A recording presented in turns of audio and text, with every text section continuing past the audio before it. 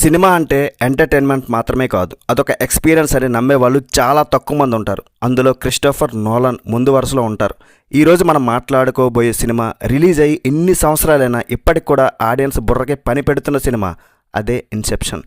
అసలు ఈ సినిమా ఎందుకు అంత తోపు, ఎందుకు దీన్ని మోడర్న్ సినిమా హిస్టరీలో ఒక బెంచ్ మార్క్ అని పిలుస్తారు, ఈ వీడియోలో డీటెయిల్గా చెప్తాను. మేము చూసేసాం భయ్య, ఇప్పుడు ఎందుకు రివ్యూ, 2010లో వచ్చింది ఆల్రెడీ. అంటే మూవీ రూల్స్ బ్యాచ్ కొంతమంది ఉంటారు, ఏ తెలుగు డబ్బింగ్ మూవీ అని అడుగుతారు, వచ్చిందా రాలేదని. రీసెంట్గానే మంచి క్వాలిటీతో, ఫుల్ క్వాలిటీ ప్రింట్తో మళ్ళీ అప్లోడ్ చేశారు. ప్రైమ్ వీడియో అండ్ జియో హాట్స్టార్లో కూడా ఉంది, తెలుగులో కూడా. IMDbలో 8.8 రేటింగ్తో ఈ మూవీ ఇప్పటికి కూడా నిలిచిపోద్ది టాప్ 15 ప్లేస్లో, అంటే 15 బిలోగా ఎప్పటికీ ఉంటుంది. ముందైతే ఛానల్ సబ్స్క్రైబ్ చేసుకోండి, ఇలాంటి మంచి మంచి మూవీస్ రివ్యూస్ మీకోసం తీసుకొస్తూనే ఉంటాను. ఈ మూవీ ఎప్పుడు చూసినా ఒక డౌట్, ఎప్పుడు చూసినా ఏదో ఒక కన్ఫ్యూజన్, ఎప్పుడు చూసినా ఏదో ఒక క్వశ్చన్స్ రేజ్ అవుతూనే ఉంటుంది. అది మనం తర్వాత ఊహించుకొని ఆహా ఓహో ఈహి అంటూ ఆలోచించుకోవాలి. చాలా ఎక్స్ప్లెనేషన్ వీడియోస్ చూసుంటారు, రివ్యూస్ కూడా చాలా తక్కువ ఉంటాయి ఈ మూవీకి, ఎప్పుడో రిలీజ్ అయింది కాబట్టి. సాధారణంగా బీటెక్ చదివే వాళ్ళకు మాత్రమే అర్థమయ్యే సినిమా అనే ట్యాగ్లైన్స్ కూడా ఉంటాయి.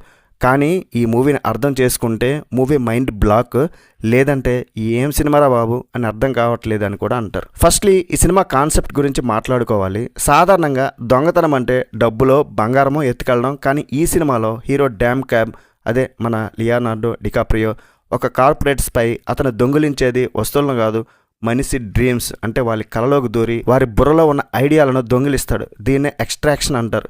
కానీ ఈ సినిమాలో అసలైన టాస్క్ అది కాదు, ఒక ఐడియాను దొంగిలించడం కాదు, ఒక కొత్త ఐడియాను ఒకరి బుర్రలో నాటాలి. దాన్నే ఇన్సెప్షన్ అంటారు. కళ, దాని లోపల ఇంకో కళ, దాని లోపల మరొక కళ, ఇలా డ్రీమ్స్ విత్ ఇన్ డ్రీమ్స్ అనే కాన్సెప్ట్ని ఆడియన్స్కి కన్ఫ్యూజన్ లేకుండా గ్రిప్పింగ్గా చెప్పడమే నోలన్ గ్రేట్నెస్. ఈ సినిమా తోపు అవడానికి మెయిన్ రీజన్ దాని స్క్రీన్ ప్లే. మనం నిద్ర లేచాక కళ ఎక్కడ మొదలైందో మనకు గుర్తుండదు కదా. నోలన్ ఆ పాయింట్ని పట్టుకుని సీన్స్ రాసుకున్న విధానం మైండ్ బ్లోయింగ్గా ఉంటాయి. ఒకే సమయంలో 4 వేర్వేరు లేయర్స్లో, అంటే 4 వేర్వేరు కళల్లో కథ నడుస్తూ ఉంటుంది.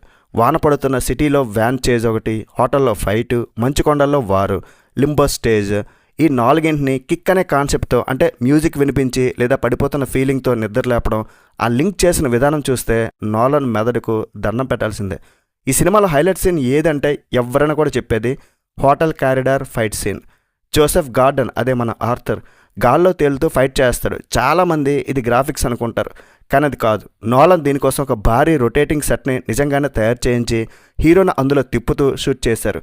ఆ రియలిజం వల్లే మనం ఆ సీన్ని ఇప్పటికీ మర్చిపోలేకపోతున్నాం. కేవలం సైన్స్ ఫిక్షన్ లేదా యాక్షన్ సినిమా మాత్రమే కాదు, దీని అండర్లైన్ స్టోరీ ఒక tragic love story.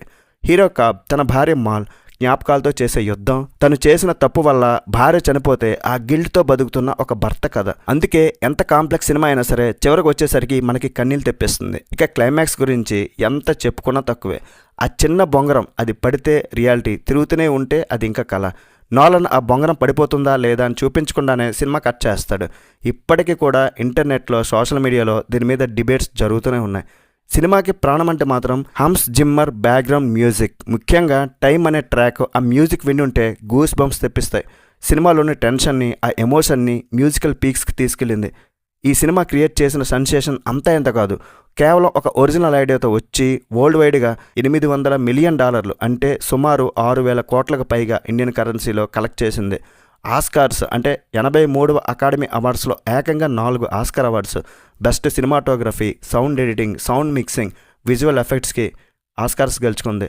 IMDb rating ఇప్పటికి కూడా రిలీజ్ అయ్యి ఇన్నేళ్ళైనా సరే IMDb టాప్ 250 మూవీస్ లిస్ట్లో 8.8 రేటింగ్తో టాప్ 15 లోపు స్థానం సంపాదించుకుంది. Most confusing and most discussed మూవీగా గిన్నెస్ రికార్డ్ రాకపోయినా సరే జనం గుండెల్లో, ఆడియన్స్ గుండెల్లో ఒక స్థానం దీనికి ఉంటుంది పక్క. సారీ, రేటింగ్ ఈ మూవీకి నేను ఇవ్వాలంటే మాత్రం 4.5 అవుట్ ఆఫ్ 5. సో ఇదండి సంగతి. ఇన్సెప్షన్ అనేది కేవలం ఒక సినిమా కాదు, అదొక పజిల్, ఒక emotional journey, multi layer screen play, అద్భుతమైన విజువల్స్, హార్ట్ టచింగ్ ఎమోషన్, ఇవన్నీ కలిపితేనే ఈ మూవీ ఒక మాస్టర్ పీస్ అయింది. మీలో ఎంతమంది ఈ సినిమా ఫస్ట్ టైం చూసినప్పుడు అర్థమైంది, ఆ లాస్ట్లో బొంగరం పడిందా లేదా అని మీరేమనుకుంటున్నారు కింద కామెంట్స్లో చెప్పండి.